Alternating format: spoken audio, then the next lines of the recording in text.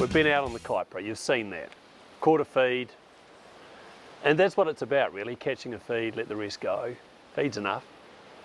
But thinking about eating, there is a guy who's come up with a bit of an innovation, and that innovation is called a UFO. Now, UFO, unidentified flying object? No way, absolutely not. Universal food oven. So here to take you through the evening meal is Wayne from UFO. So this is a real beauty, Wayne, I reckon. And I have experienced the proceeds before, but show the team watching how it works. Okay, first of all, you grab some sawdust of your choice. Today we're using putakawa. So yeah, and don't go and cut down putakawa trees. No. Way you go, no. Keep going. So Fire this baby up. We're using putakawa. A little sprinkle into the bottom. And then you simply, for the bottom one, you line your basket with cabbage leaves. And Do then you get to eat the cabbage leaves afterwards? Certainly. You can eat your cabbage leaves, they taste beautiful. It's had all the meat and all the vegetables soaking through them, through the cook. Yep. So slide your chicken into the middle. Make sure you remove your little pad from underneath. Yeah, that'd be tasty. Push them over one side because you've also got some lamb shanks you want to fit in there. Cover your chicken with a cabbage leaf to keep it away from your lamb shanks into one corner. You saw Wayne put the pahutakawa in there, a couple of handfuls, a couple of size pahutakawa. If you find a pahutakawa branch lying around and you can turn it into sawdust and use it for your smoker, for your little portable smoker, do it. It is a sensational wood to smoke with. We've got our lamb shanks all done.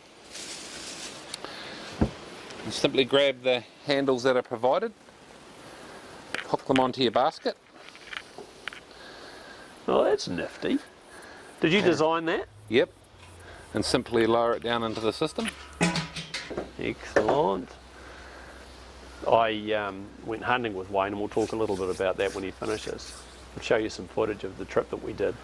And we got to have a feed at the end of the day cooked in the UFO, and it was sensational. If you're looking for a great way to cook a whole feed very readily, this is it. We grab, in this instance here, we've grabbed a pumpkin and we've chopped up some mushrooms, put them into there, put a little bit of butter in the middle, and simply put the lid back on, place that in the centre. So hollowed out pumpkin, mushrooms, a little bit of butter, whack the lid on and let it do whatever it does to itself. Yep. Once heat is applied. Yep. You'll note the culinary terms being utilised here. We've got some kumara, so you can pack some kumara around the outside.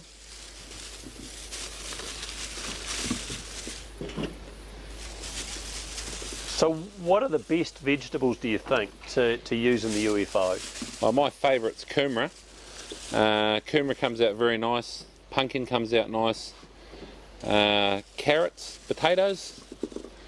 If you want to add things like broccoli, you want to put those in on about the last hour because they become too soft.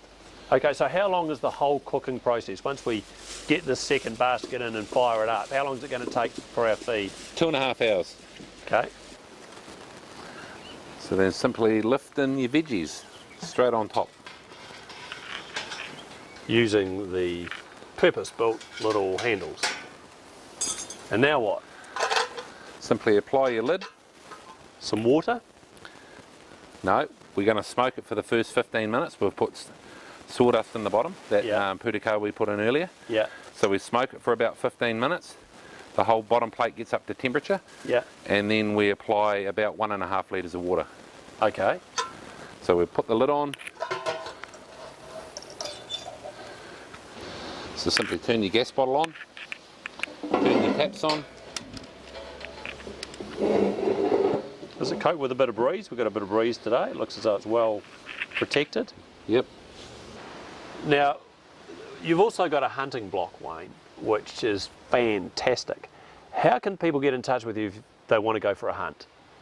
The easiest way is to go to my UFO website, and they can find that on www.ufocooker.co.nz.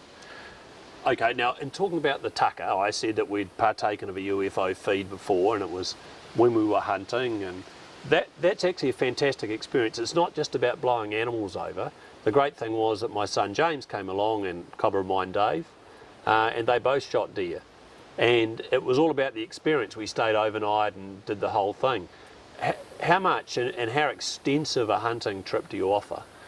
Well, we do day trips from the price from $350, and we have a policy, if you don't shoot a deer, you don't pay. But I have never seen so many deer in all my life. I mean, it's an amazing spot. Yeah, and one given night you can walk around there and you could quite easily say you'd see over 100 deer a night there. Are they all fallow deer? Yeah, in the 15 years I've been shooting there, I've only ever seen 1 or 2 red deer there, which I take were escapees from near farms. Did they have ear tags in them? No, not these ones. No, well, I mean, it's just incredible. So, as you've seen from some of this footage, it's a pretty amazing spot. If you want to get in touch with Wayne about a UFO cooker, you can jump on our website too, gonefishing.co.nz. Now let's bring these baskets out. They look just sensational. Oh, it's too bad you can't be here to smell this. Oh, it is something else. Out come the veggies. Done. And the meat.